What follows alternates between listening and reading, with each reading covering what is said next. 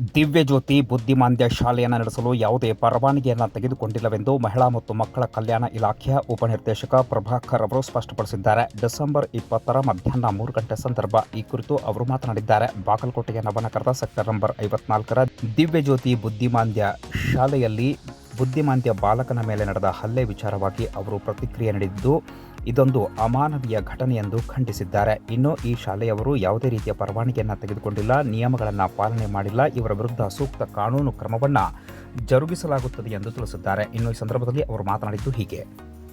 24/4/2025 ಆ ಒಂದು ಸಿದ್ಧ ಸಿರಿ ಶಿಕ್ಷಣ ಸಮಸ್ಯೆಯನ್ನು ರಿಜಿಸ್ಟ್ರೇಷನ್ ಮಾಡ್ಕೊಂಡಿದ್ದಾರೆ. ಅಂದರೆ ಇದು ಡಿಸೇಬಲ್ ಆ್ಯಕ್ಟ್ 2016 ಪ್ರಕಾರವಾಗಿ ಅವರೊಂದು ಈ ಸಂಸ್ಥೆ ಅಂದರೆ ಸಿದ್ಧಗಿರಿ ಶಿಕ್ಷಣ ಸಂಸ್ಥೆಯವರು ಮಕ್ಕಳ ಇದು ವಿಕಲಾಂಗಚೇತನ ಮಕ್ಕಳ ಜೊತೆ ನಾವು ಕೆಲಸ ಮಾಡ್ತು ಅಂತೇಳಿ ರಿಜಿಸ್ಟ್ರೇಷನ್ ಆಗಿದೆ ಹೊರತು ಈ ದಿವ್ಯಜ್ಯೋತಿ ಬುದ್ಧಿಮಾಂದ್ಯ ಮಕ್ಕಳ ಸಂಸ್ಥೆ ನಡೆಸ್ತು ಅಂತೇಳಿ ಯಾವುದೇ ರೀತಿಯಿಂದ ಅಲ್ಲಿ ಅದು ಪರ್ಮಿಷನ್ ತೊಗೊಂಡಿರೋದಿಲ್ಲ. ಅವರು ಈಗ ಒಂದು ಯಾವುದೇ ಒಂದು ಬುದ್ಧಿಮಾಂದ್ಯ ಮಕ್ಕಳ ಶಾಲೆ ನಡೆಸಬೇಕಾದ್ರೆ ಅದು ಕಟ್ಟಡ ಬಗ್ಗೆ, ಅಲ್ಲಿರ್ತಕ್ಕಂಥ ಮೂಲಭೂತ ಸೌಕರ್ಯಗಳ ಬಗ್ಗೆ ನಮ್ಮ ಜಿಲ್ಲಾ ವಿಕಲಚೇತನ ಕಲ್ಯಾಣಾಧಿಕಾರಿಗಳು ಮತ್ತು ಉಪನಿರ್ದೇಶಕರ ಒಂದು ನೇತೃತ್ವದಲ್ಲಿ ಜಂಟಿ ಭೇಟಿ ಮಾಡಿ ನಾವು ವರದಿ ಕೊಟ್ಟಾಗ ಅದಕ್ಕೆ ಪರ್ಮಿಷನ್ ಸಿಗುತ್ತೆ ಹೊರತಾಗಿ ಅದರ ಪರ್ಮಿಷನ್ ಸಿಗಲ್ಲ. ಇವರು ದಿವ್ಯಜ್ಯೋತಿ ಬುದ್ಧಿಮಾಂದ್ಯ ಮಕ್ಕಳ ಶಾಲೆಗೆ ಸರ್ಕಾರದಿಂದ ಯಾವುದೇ ರೀತಿಯಿಂದ ಇಲಾಖೆಯಿಂದ ಪರ್ಮಿಷನ್ ತೆಗೆದುಕೊಂಡಿರೋದಿಲ್ಲ. ಸಿದ್ಧ ಶಿಕ್ಷಣ ಸಮಸ್ಯೆ ಮಾತ್ರ ರಿಜಿಸ್ಟ್ರೇಷನ್ ಆಗಿದೆ. ಅದು ಅಂದರೆ ಇದರಲ್ಲಿ ಕೆಲಸ ಮಾಡ್ತಂತಾಗಿದೆ. ಈ ಸಂಬಂಧಪಟ್ಟಂಗೆ ಅದು ಏಪ್ರಿಲ್ 24ಕ್ಕೆ ಹಿಂದೆ ಸವಿತಾ ಕಾಳೆ ಅಂತೇಳಿ ಇಲ್ಲಿ ಒಂದು ಜಿಲ್ಲಾ ವಿಕಲಚೇತನ ಕಲ್ಯಾಣಾಧಿಕಾರಿಗಳಿದ್ದಾಗ ಅವರೊಂದು ಲಾಗಿನಲ್ಲಿ ಆಗಿದೆ, ನೋಡಿದ್ವಿ, ನಾವು ಚೆಕ್ ಮಾಡಿ ನೋಡಿದ್ವಿ. ಬಟ್ ಈಗ ಈ ಸಂಬಂಧಪಟ್ಟಂಗೆ ಈಗಾಗಲೇ ಆ ಒಂದು ಮಗುವಿನ ಮೇಲಿನ ಆಗಿದೆ ಘಟನೆ. ಆ ಕುರಿತಂತೆ ಪಾಲಕರು ಕೂಡ ಅವರು ಇಂಡಿವಿಜುವಲ್ ಆಗಿ FIR ಮಾಡಿದ್ದಾರೆ. ನಾವು ಕೂಡ ಅಲ್ಲಿರ್ತಕ್ಕಂಥ ಸುಮಾರು 40 ಮಕ್ಕಳು ಇರೋದನ್ನು ಕಂಡು ಬಂದದ. ನಾವು ವಿಚಾರಣೆ ಮಾಡಲಾಗಿ ಇಲ್ಲಿ ಅಕ್ಷಯ ಶಾಂತರಾಮ್ ಅಂತೇಳಿ ಇವರು ಇಂದೂರ್ಕರ್ ಅಂತೇಳಿ ಈ ಒಂದು ಸಂಸ್ಥೆ ಅಧ್ಯಕ್ಷರಾಗಿರ್ತಾರೆ.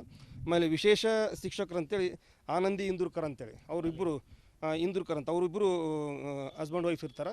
ಅವ್ರನ್ನೂ ಕೂಡ ವಿಚಾರಣೆ ಮಾಡಿದ್ವಿ. ಇಲ್ಲಿ 40 ಮಕ್ಕಳು ನಮ್ಗೆ ಕಂಡು ಬರುತ್ತೆ. ಈ 40 ಮಕ್ಕಳಿಗೆ ಕೆಲವು ಮಕ್ಕಳಿಗೆ ಇದರಲ್ಲಿ ಸುಮಾರು ಒಂದು 4 ಮಕ್ಕಳಿಗೆ ಮಾತ್ರ ಪಾಲಕರಿಲ್ಲ ಅಂತೇಳಿ ಅವ್ರು ಹೇಳಿದ್ರು. ಆ ಮಕ್ಕಳು ಕೂಡ ಹೆಸರು ಕೂಡ ನಾವು ತೊಗೊಂಡಿದ್ವಿ. ಈ ಪಾಲಕರಿರ್ತಕ್ಕಂಥ ಮಕ್ಕಳಿಗೆ ಅವ್ರ ತಾಯಿ ತಂದೆಗಳೇ ಅವ್ರನ್ನ ಈಗಾಗಲೇ ವಿಷಯ ಗೊತ್ತಾಗಿದೆ. ತಾಯಿ ತಂದೆಗಳು ಬರ್ತಾರೆ, ಅವ್ರ ಮಕ್ಕಳನ್ನ ಕಳಿಸ್ಕೊಡ್ತಾ ಇದ್ದೆ ನಾವು. ಅವ್ರು ಇಂಡಿವಿಜುವಲ್ ಆಗಿ ಸರ್ಕಾರದಲ್ಲಿ ಬೇಕಾದ ಸೌಲಭ್ಯ ಇದ್ದರೂ ಸಹ ಅವ್ರು ಇಂಡಿವಿಜುವಲ್ ಆಗಿ ತಾಯಿ ತಂದೆಗಳು ಬೇರೆ ಬೇರೆ ಕಡೆ ಅಂದರೆ ಇಲ್ಲಿರ್ತಕ್ಕಂಥ ಮಕ್ಕಳವರಲ್ಲ, ನಮ್ಮ ಜಿಲ್ಲೆ ಮಕ್ಕಳಲ್ಲ. ನಮ್ಮ ಜಿಲ್ಲೆಯಲ್ಲಿ ಆಲ್ರೆಡಿ ಈಗಾಗಲೇ ಬುದ್ಧಿಮಾಂದ್ಯ ಮಕ್ಕಳು 3 ಶಾಲೆ ಇದೆ. ನಮ್ಮ ಜಿಲ್ಲೆ ಇರ್ತಕ್ಕಂಥ ಮಕ್ಕಳಿಗೆ ಶಾಲೆಯಲ್ಲಿದೆ. ಅಲ್ಲಿರ್ತಕ್ಕಂಥ ಮಕ್ಕಳು ಹೊರ ಜಿಲ್ಲೆ ಮಕ್ಕಳಿದ್ದಾರೆ. ನಾವು ನೋಡಿದ್ವಿ, ಮಹಾರಾಷ್ಟ್ರದ ಮಕ್ಕಳಿದ್ದಾರೆ, ಆಮೇಲೆ ಮೈಸೂರು ಮಕ್ಕಳಿದ್ದಾರೆ, ಬೆಂಗಳೂರು ಮಕ್ಕಳಿದ್ದಾರೆ, ಬೇರೆ ಬೇರೆ ಕಡೆಯಿಂದ ಬಂದಿರತಕ್ಕಂಥ ಮಕ್ಕಳಿದ್ದಾರೆ. ಅವರು ಪಾಲಕರ ಕಡೆಯಿಂದ ಒಂದು ಫೀಸ್ ಕಲೆಕ್ಟ್ ಮಾಡ್ಕೊಂಡು ಮತ್ತು ಬೇರೆ ಬೇರೆ ಸಮಾಜದಿಂದ ಕಲೆಕ್ಟ್ ಮಾಡ್ಕೊಂಡು ಅದನ್ನು ನಡೆಸ್ತಾ ಇದ್ದಾರೆ.